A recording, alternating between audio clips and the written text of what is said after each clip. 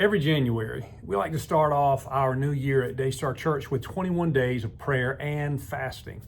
And it's a wonderful way to just reset your spirit and refocus your life around God's purpose for your life. And so I want to take just a minute to talk about fasting. I was recently just preparing myself for my fast, praying about it, thinking about what do I want my fast to look like, and doing some study. And you can fast a lot of things, electronics, technology, or other things. But in the Bible, we really only read about food fasting. So there's the total fast, which is no food at all, just water to drink. There's a liquid fast you can do. That obviously is just liquid. You can do a Daniel fast, or there's something called a Jewish fast. And honestly, I think God honors all of this.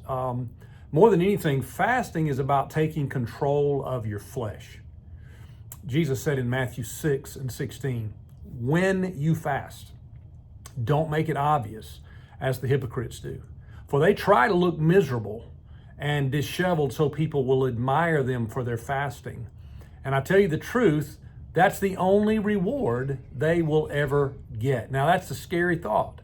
When you're fasting, you don't want people to know it. You don't want to be telling people, I'm starving, I'm hungry, or I'm not doing social media and just keep on talking about it, because what you're trying to do is control your flesh. And actually, by getting glory or compliments for fasting, what you're doing is you're feeding your flesh. And Jesus said that's the only reward you get. So whatever reward you thought you were going to get, you traded it for the pride of letting people know how tough it is, your fast. Now, I'm not saying you need to get legalistic about that, and that if somebody knows you're obviously we're doing it as a whole church. A lot of people are fasting. It's a part of our nomenclature. We're talking about it. But don't do it for the fame of it. Don't do it for the popularity of it. He says, when you fast, verse 17, comb your hair, wash your face, then no one will notice that you're fasting except your Father, who knows what you do in private. And the Father, who sees everything, will reward you. I was reading in a book called The Cost of Discipleship by Dietrich Bonhoeffer. And in chapter 16, he addresses fasting. He said, quote, Jesus takes it for granted that disciples will fast. Strict exercise of self-control is an essential feature in the Christian life. What he's saying is you can't really live by the Spirit if you can't control the flesh. They're constantly at war with each other, and that is why we want to fast. He goes on and says, fasting helps to discipline the self-indulgent and slothful, that's an old word meaning lazy, will.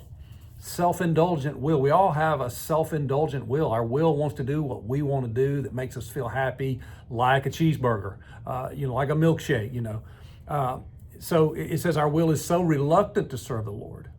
And fasting helps to humiliate and chasten the flesh. You ever feel like your flesh is just lazy? I want to exercise, but I'll do it later. I want to eat right, and I'm going to start later. I want to remodel the bathroom. I want to write that book. I want to go on that mission trip. I want to get my finances under order. I want to do so many things. Maybe I'll start tomorrow. And the truth is that's lazy flesh. And fasting helps you to control the flesh so that you can live by the Spirit. Bonhoeffer continues, he says, if we give free rein to the desires of our flesh, we'll find it hard to train our flesh for service to God. Flesh and spirit are always at odds. In fact, Jesus in Matthew 26:14 said, watch and pray so that you do not fall into temptation.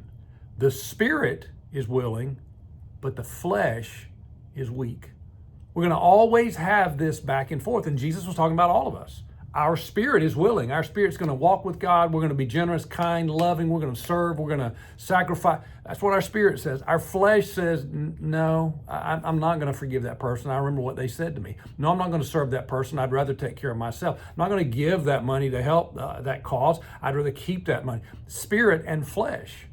I saw on social media, I saw this meme, this old hound dog with a sad face on it. And underneath it, it says, when healthy me did the grocery shopping, now fat me wants a snack. That's an example of the spirit and the flesh. My spirit was like, we're going to be healthy, healthy, healthy. Then my flesh is like, I need a snack. Okay? So fasting is about learning to overcome the flesh so we can walk in the spirit. Why am I going to fast? Why am I going to be hungry? Why am I going to starve? Because I'm training myself to overcome the flesh so that I can walk in the spirit. So before you decide what your fast will be this year, ask yourself this question: in what ways do I want to conquer my flesh this year?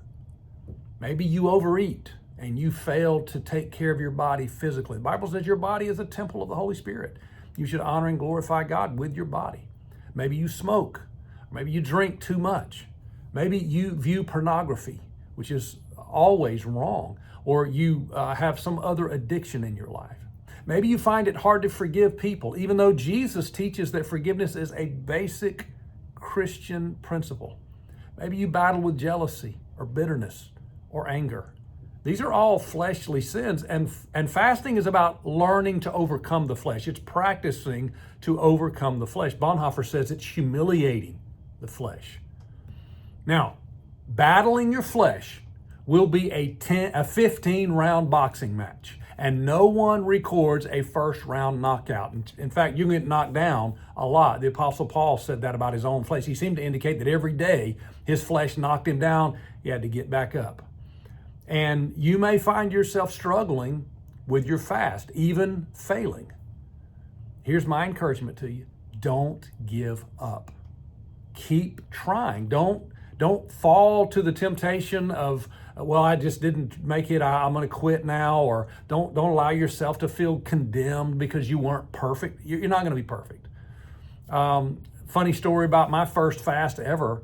I was a young man, just started preaching. I was in college. My buddy Kip Potter, I think he was dating. Yeah, he was dating my sister at the time.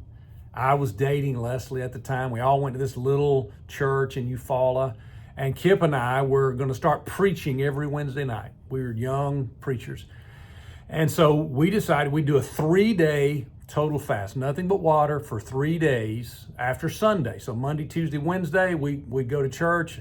We're rotating preaching. I was going to preach the first Wednesday, Kip the next, and so on and so forth. And so after that Wednesday night, we're going to go out and eat, break our fast.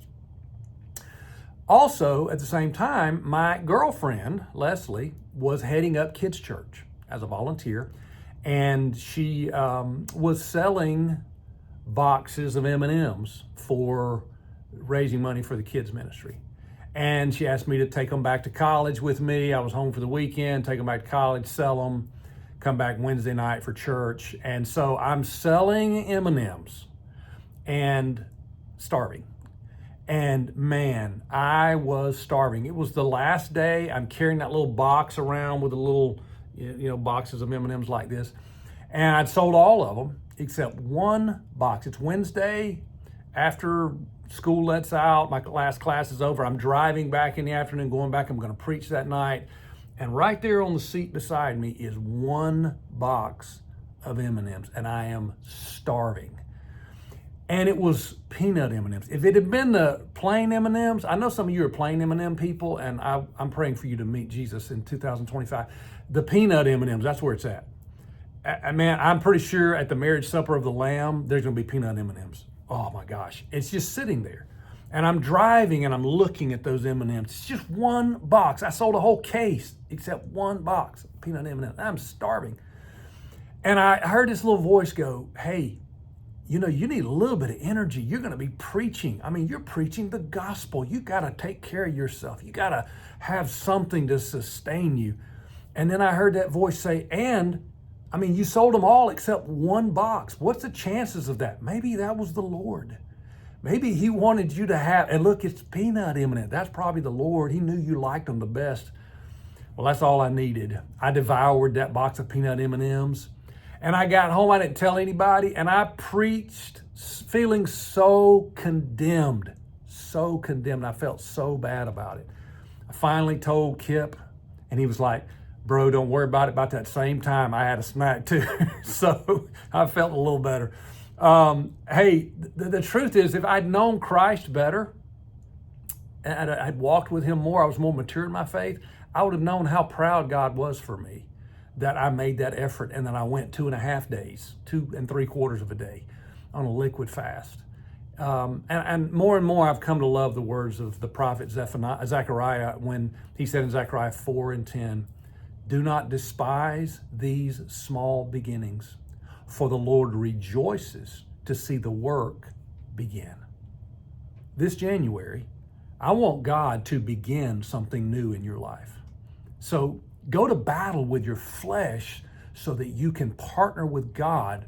Let your spirit guide you. You see, when you attempt a fast, when you do some fasting, you become more aware of how powerful your flesh is, and you're going to be able to battle it better. Then after the fast is over, you're going to be more equipped to control the fleshly desires on a regular basis. 21 days of fasting and fighting your flesh is going to inform and empower you to control your flesh for the rest of the year.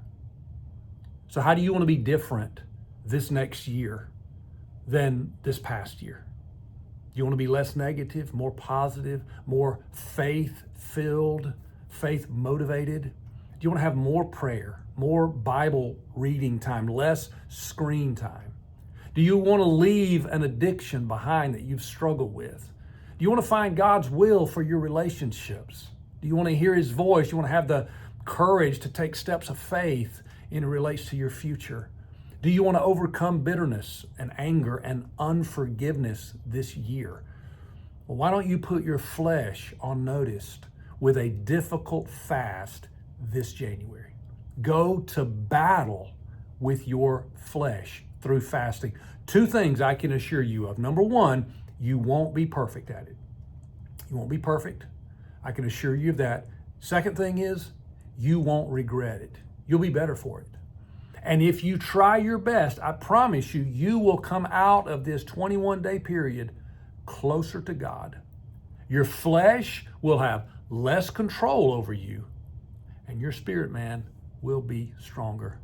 God bless you. I'm behind you in this. I'm fasting with you in this. I'm praying for you, and I believe in you. At Daystar this year, it starts on January the 5th. I hope you'll be a part of 21 days of prayer and fasting together. God bless you.